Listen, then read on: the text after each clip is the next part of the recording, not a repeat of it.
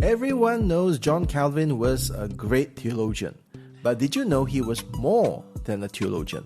Did you know how he has influenced our schools, governments, our very way of life? Hi, my name is Terence and I'm your host for Reading and Readers, a podcast where I review Christian books for you. Today, I review The Legacy of John Calvin by David Hall, 112 pages published by P&R Publishing in June 2008. Available in Amazon Kindle for $7.99 and available in Logos for free. Free for January. Now, who is the writer of today's book? David Hall. This is what Amazon says. Dr. David W. Hall has served as the senior pastor of the historic Midway Presbyterian Church, PCA, in Powder Springs, Georgia since 2003. Is David Hall qualified to write on John Calvin? Amazon continues to say, I quote, in addition to his work as executive director of Calvin 500, his Calvin 500 series contains the following works: The Legacy of John Calvin, Calvin in the Public Square, Calvin and Commerce, Preaching Like Calvin, Calvin and Culture, Tributes to John Calvin, and Theological Guide to Calvin's Institutes. End quote. Having written so many books on Calvin, we are confident that if anyone could write an authoritative book on John Calvin, David Hall would be the man. Or he could have written so many books on John Calvin that everywhere he goes, he sees John Calvin, even though he shouldn't. Well, let's go into that. The book is divided into 3 parts. Part 1, 10 ways modern culture is different because of John Calvin. Part 2, John Calvin, a life worth knowing. Part 3, tributes, measuring a man after many generations. Let's start with part 1. Listeners to this podcast should be somewhat familiar with John Calvin. You know him as the theologian, the man who wrote the Institutes, which is the bedrock of the Reformed faith, the systematic theological framework that we know and love or perhaps hate. Other than writing theology, what else did John Calvin do? Can't think of anything? Well, here are 10 ways. Well, I'm not going to list down all 10, but here are some of the ways in this book that describe how your life is all the better because of John Calvin. Did you go to school? That's thanks to Calvin. In Geneva, Calvin set up the free public school and seminary, and according to a historian quoted in this book, these became, I quote, the forerunners of modern public education. Do you know of any volunteer societies? Well, they might have helped you or someone you know, and that's thanks to Calvin and his deacons who cared for the poor, the orphans, the elderly, and the sick. I quote from this book, this ecclesiastical institution was a precursor to the voluntary societies of the 19th and 20th centuries in the West. End quote. Do you know what is a Senate? Senators in the Senate, they have a seat in government.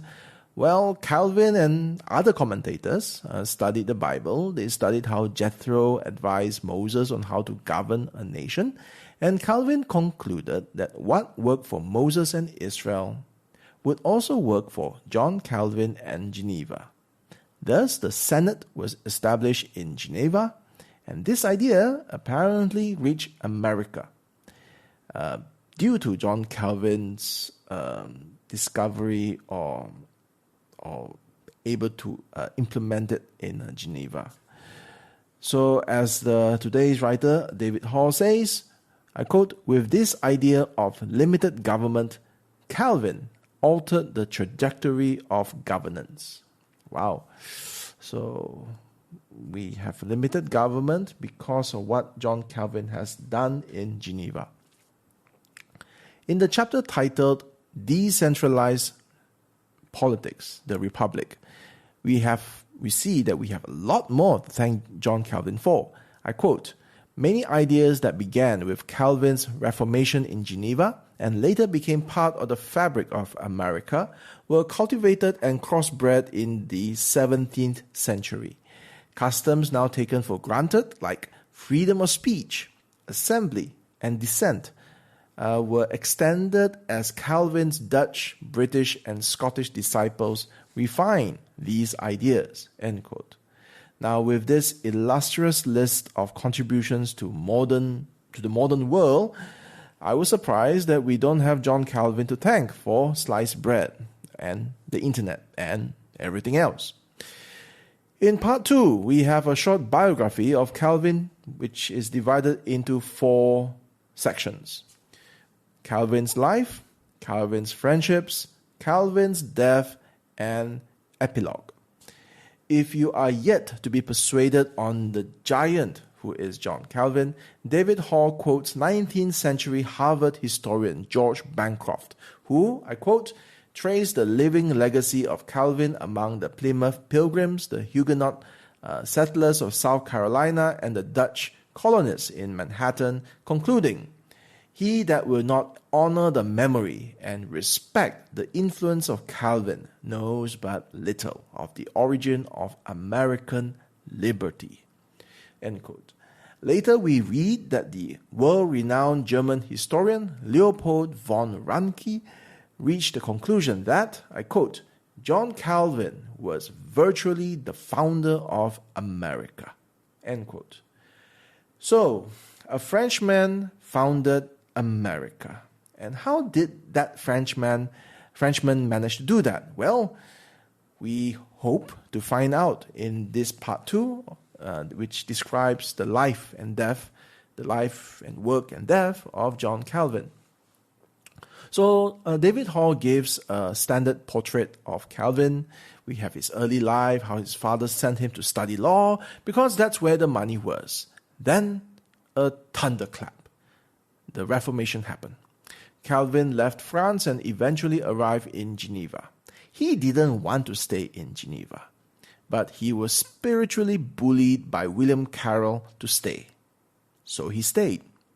Then he refused to offer communion to some people, and he had good reasons not to, and the city council exiled Calvin. But 3 years later, those who opposed Calvin fell away, and Geneva insisted, the people who were left insisted that Calvin return to continue the good work he did there. So he did, and he famously preached exactly where he left off 3 years ago. That picture always just makes me laugh. I mean, as if nothing happened in that 3 years. He just continued where he stopped. And in part 2, we read how he helped to build up the church, the city, the public school and seminary, the printers, the economy, and more. We read about his friends, who's who of the Reformation. John Calvin was not a loner. He probably has more friends than you and I. In his later years, Calvin was taken ill, but that did not stop him from working, which is amazing because they had no modern painkillers, but he manages to produce great works of literature, making great contributions to theology, while most of us spend our days thinking of a comeback in Twitter. Then John Calvin's life ends, and we go to the epilogue, where what I expected to see was how Calvin's disciples went on to continue the good work. I expected to read how they shaped the religious, political, social, and economic landscape of Geneva, Europe, the world. I expected a brief sketch of how John Calvin raised up disciples who raised up other disciples who then somehow contributed to the founding of America. Because that was what he mentioned in the beginning. That's what I expected, but what I got instead in the epilogue was a character study. Actually, it reads like an eulogy. It extols what Hall considers Calvin's chief virtue, namely humility. Humility, not perseverance or depravity, but humility. And it's a good eulogy, but I think if Calvin was as humble as described here, he would probably protest that we think so much of him. I don't know. I mean, I still think that the epilogue should have briefly traced through the lives of Calvin's disciples. That would be in fitting with the theme of the book. So I think it's a missed opportunity over here. I think he assumes that if he just mentions the Pilgrims, the Plymouth Pilgrims or the Puritans, then we would be able to connect the dots. But not all of us are as familiar with history, especially not political history or theological history, so I could not trace it through. But that mystery is not answered or addressed in part 2, and it's also not addressed in part 3. In part 3, we have tributes. The purpose of this section is, I quote, to illustrate that Calvin is esteemed by many evangelicals from differing traditions, end quote. And that, quote, the passage of time and breadth of acclaim is another measure of Calvin's contribution, end quote. So we have lots of tributes over here. We have tributes from Baptists, Spurgeon, John Piper, Stephen Lawson. Anglicans, J.I. Packer, J.C. Rao. Independents, we have John MacArthur. Methodists, John Wesley. And a surprising note from a Roman Catholic, Alexandria Ganoxi. So we have people giving tributes from all over the place, from different traditions across time. And so that does fulfill the purpose that he mentions, but part 3 is still the weakest part of the book. And they need a good editor for this part. The portions are uneven. The tributes from Spurgeon just go on and on, while Stephen Lawson would be better off not having his name as a subheading, because all the section says is a very short paragraph. All it says is that Stephen Lawson wrote a book as a tribute on Calvin's preaching, but it doesn't tell us what does that tribute actually is. It doesn't actually describe the tribute or what aspect of John Calvin was so great. So this tells us that he wrote a book. And that's the weird thing. All the tributes here pay tribute to Calvin the theologian or Calvin the preacher, but they don't describe or pay tribute to Calvin the school builder or Calvin the Senate starter or Calvin the Republican. If Charles Spurgeon had said, "Look at America, they have no king, thanks to John Calvin." Now, if Spurgeon had said that, then that would be something that would be in keeping with the theme of the book. But nope, they are all saying great things about Calvin's theology, predestination, the elect, and so on. Things that Calvin is rightly famous for. The tribute from the Roman Catholic was a bit disappointing because all it says is that John Calvin is superior to Martin Luther and that he had his own mind. He was not blindly copying everybody else. That's a very lame compliment. I mean, is this something that you would go around saying that, people say that I'm smarter than some other guy and I have my own mind? It's not really a great tribute. You know what would make a good Roman Catholic tribute? A harsh condemnation or, some sort of $1 million bounty, a death sentence or something. Pope Leo X once described Martin Luther as a wild boar in God's garden. Now, if there was a condemnation or a bounty on Calvin's head, that would be a public relations win for Calvin, just for singling him out. If the Roman Catholic Church had singled him out as public enemy number 1, in today's world, that would get John Calvin 1 million followers, 1 million likes within hours. All right, so the Roman Catholic tribute is a non-tribute as far as I'm concerned. And so let's look at the book as a whole. This book is part of the Calvin 500 series, I know that, so I'm very aware of that. So perhaps my criticisms here are unfair because they are addressed in the other books. But as it is, this is the only book I read, and it is a mess. It is a good book for people who love Calvin, and you can go no wrong with anything that has Calvin and his contributions. And perhaps someone who wants to know another part of Calvin. So they know him as a theologian and they want to, get a bit of spice about maybe the man behind the books, whether he built schools and so on. But it's not so good for people who have no overly fond feelings for Calvin. I mean, I respect the guy, but I'm not like, whoa, I need to read another book on Calvin. And I'm just skeptical of the grand claims made in the book. John Calvin as the virtual founder of America, that's the first. I mean, there are many others that would lay some claim to be the intellectual or spiritual inspiration for the founding of America. But I don't think John Calvin comes up in people's minds. I don't think he would be in the list of claimants. And now, perhaps that is what today's book is for. The fact that nobody thinks of John Calvin is a travesty when they should. Okay, so this book is meant to right a wrong. But the book doesn't make the case. Sure, there are historians who say John Calvin, founder of America, all right. There are experts who say that his limited government has altered the trajectory of governance, all right.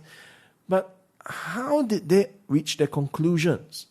I want more than someone just saying that America's founders were influenced by Puritans, the Puritans were influenced by Calvin, ergo the founders were influenced by Calvin. That seems to be the logic because he doesn't give us the other dots for us to connect them. So in that sense, it is quite frustrating because I would like to know more. I would like to be convinced. For example, schools. Calvin did not invent schools. David Hall never makes such a preposterous claim. But he did say in this book that these schools are forerunners of modern public schools. I ask, in what way? What was Calvin's contribution? Did he design the syllabus? Did he teach? Did he cast a vision, raise the funds, laid the first brick? If the only thing he did was making it tuition free, I'm not sure whether that is really makes him the forerunner of modern public schools. I mean, if someone visited a school and said, I would like to build exactly the same one back home, and he went home and built a whole nation full of Calvin schools, then that is very straightforward. He has actually made a big difference. But we don't know the unique aspects of Calvin School or an academy, and I would argue, even though I don't have the facts with me, that they are schools, even tuition-free schools, that have existed before Geneva in other countries. I could be wrong in this, but having said that, this book doesn't give me the facts and figures to tell me otherwise. Hall gives Calvin also some credit for republicanism, which is the system of government where the leader is not a hereditary king but an elected representative from the people. The thing is, I'm not sure John Calvin himself would want to lay claim on republicanism. Now, John Calvin was trained as a lawyer, so let's take a courtroom scenario. Imagine that it was a criminal offense to have significantly contributed to the founding of America. I'm sure there are many countries in the world who would love to criminalize the founding of America. Now, imagine that John Calvin was resurrected from the dead to answer for his crime. The question I put to you is, would there be enough evidence for the jury to convict John Calvin? Based on this book, no. It would be easy for John Calvin to defend himself by saying that he was too far away from the events of the founding of America to have any meaningful influence on the founders. Now, Calvin can concede that he did establish a limited government in Geneva, But, ladies and gentlemen of the jury, Geneva is not America. In size or scope, there are plenty of other people who made a bigger impact in that sense. Therefore, unless the prosecutor has something more substantial than some experts here say, any jury would easily acquit Calvin of the charge.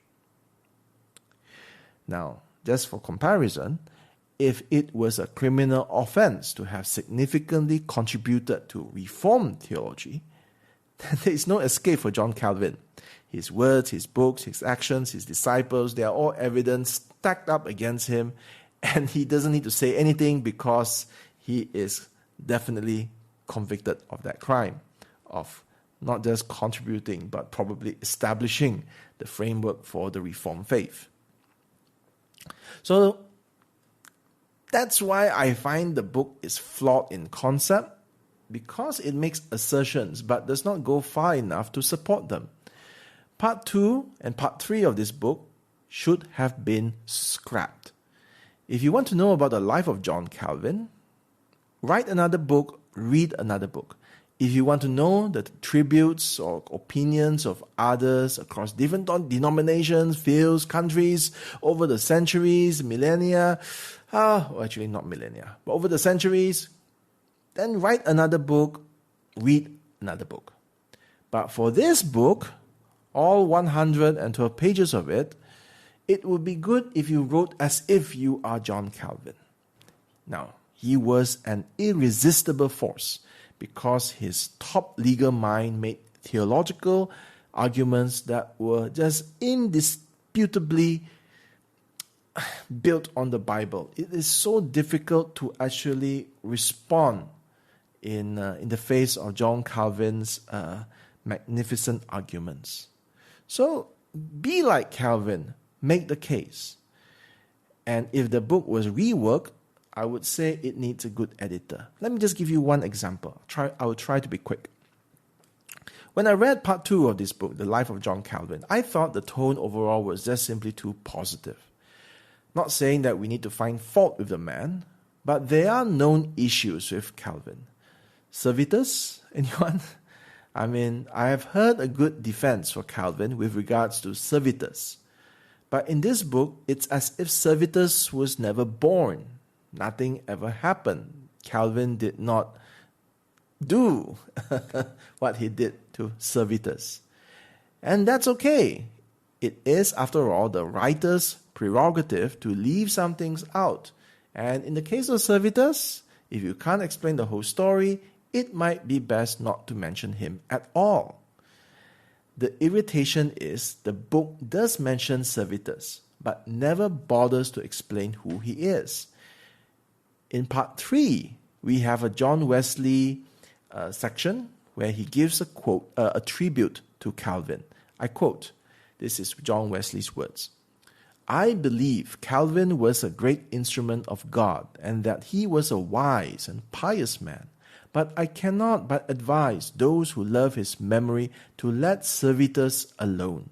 Yet if anyone resolves to understand the whole affair, he may consult a learned account by a Dr. Chandler of London. End quote. Now, isn't that a teaser? Wesley tells us to leave Servetus alone. But we can't leave it alone now because who is Servetus? If you're going to mention him in a book, and if you're going to quote him, then you should describe who is Servetus and why this is an issue that prevents people from admiring or commending, in Wesley's case, the memory of John Calvin. John Wesley saw that it was a potential hindrance, stumbling block for Christians to admire the man. So if John Wesley had to mention Servetus, why is Servetus not mentioned in this book? Now, I have been highly critical of the book. Is there anything good about it? Well, it's short and it's free. Or at least it was free in January. And if it's no longer free by the time you're hearing this, then you have one less reason to get the book. If you really love John Calvin, then you would just read anything that has John Calvin. And in that sense, well, this book would be for you because you get a different sense of who he is. Other than that, I just cannot recommend this book. I recommend you get another book. Maybe another one by David Hall. I do not dismiss his passion and knowledge of John Calvin. Maybe his other books in the Calvin 500 series are better than today's one. He has written so many Calvin books. Hopefully, some of them are actually better, very good, very well written. Maybe today's book was simply an ill-advised idea that came out half-baked. All I know is, this is not the book to inform or excite anyone on John Calvin's legacy in the modern world. This is a Reading and Readers review of The Legacy of John Calvin by David Hall. 112 pages published by P&R Publishing in June 2008. Available in Amazon Kindle for $7.99 and available in Logos for free. Free for January. Thank you for listening.